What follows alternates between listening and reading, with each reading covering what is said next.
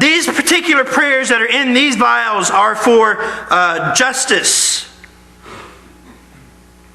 But what's important here to note, well, the reason we know they're for prayers of justice, let me explain that real quick, is because chapter 6, verse 10, and chapter 8, verses 3 and 4 explain that, okay?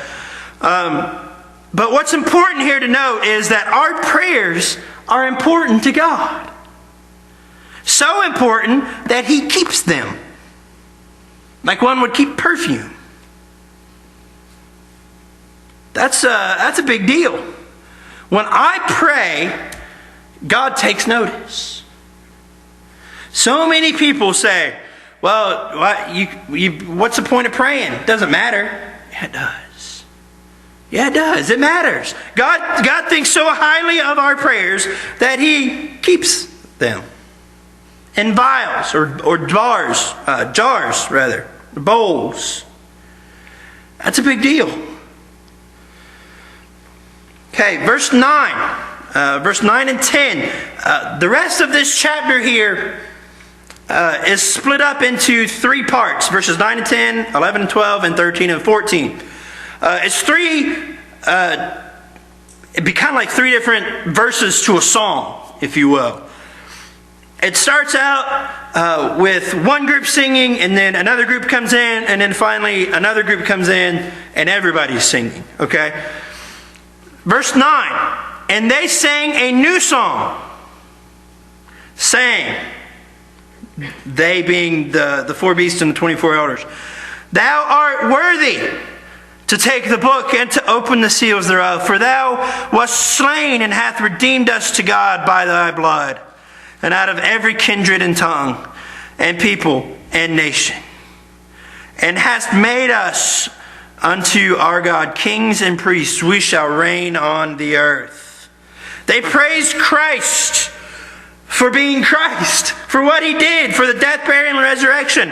It is so important. We forget it sometimes. We get caught up in all of these things about Christianity, about doing this, and we got to do that, and we got to do this, that we forget why we're Christians, and that's the death, burial, and resurrection of Christ. But the beasts and the elders here, they worship Him for what He did. And not just for the death, burial, and resurrection and for salvation, but opening salvation to all people. Okay, that's where there at the end of 9, where it talks about bringing in every nation and kindred and tongue and on all of these things. He brings in, if salvation is for everybody. Everybody has the opportunity. The message has been taken to all people. Everybody has a chance. Nobody's better than anybody else. This is one thing that makes Christianity so different than the rest of the world's religions. If you go to some religions, like, let's say, Islam, men and women, they can't go to church at the same time, or their temple, or whatever the mosque, thank you, at the same time. Because women are not equal to men. And only certain people can do certain things. If you go to Hinduism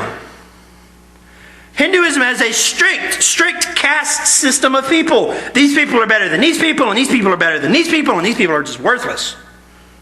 It's not that way with God. It's not that way with Christianity. We are all equal at the foot of the cross. Yeah, you may have more money than me, which wouldn't take much. But it doesn't mean anything when we're standing before God. That's what makes Christianity so great. Is it's true equal opportunity. All right, verse 11. And I beheld, and I heard the voice of many angels round about the throne, and the beasts and the elders, and the number of them were 10,000 times 10,000 and thousands of thousands, saying with a loud voice, Worthy is the Lamb that was slain, to receive power and riches and wisdom and strength and honor and glory and blessings. This is the song of the elders, beasts, and angels. These are all of the heavenly beings praising God. And they say, worthy is the Lamb that was slain to receive. Anybody count them while you were reading them? See how many there were? 7. Okay? Then we have that number 7 again. That's so important throughout the book of Revelation. But these are 7 attributes of God. The power and the riches and the wisdom and the strength and the honor and the glory and blessing. All these things describe God and Christ. It is so important to that. We understand that. Verse 13, and every creature which is in heaven and on the earth and under the earth and such as are in the sea and all that are in them heard I saying, blessing and honor and glory and power be unto him that sitteth upon the throne and unto the Lamb forever and ever. And the 4 beasts said, Amen. And the 24 elders fell down and worshipped him that liveth forever and ever. This the song of all creatures or all creation. Even the birds sing his praises. The animals, the fish of the sea. Which I don't know how they sing when not drowned, but that's a whole different story. I got nothing on that one. Man, that was tough. But all of creation praises the Lord. At 4 o'clock in the morning when your beagle is howling like a goober to have to go outside, he's praising God. And for some reason, has to wake me up while he's doing it. But creation praises God. And one day, we'll all get to stand before him and sing a new song. Isn't that something? This is true. The beasts say, Amen. This is true. This is happening. This is real. This is it. Amen. Everything will worship Christ one day. We can read Philippians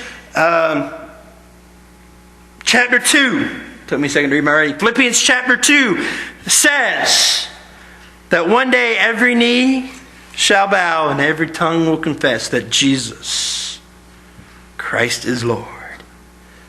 Amen. All right, anybody got any questions or anything you want to say?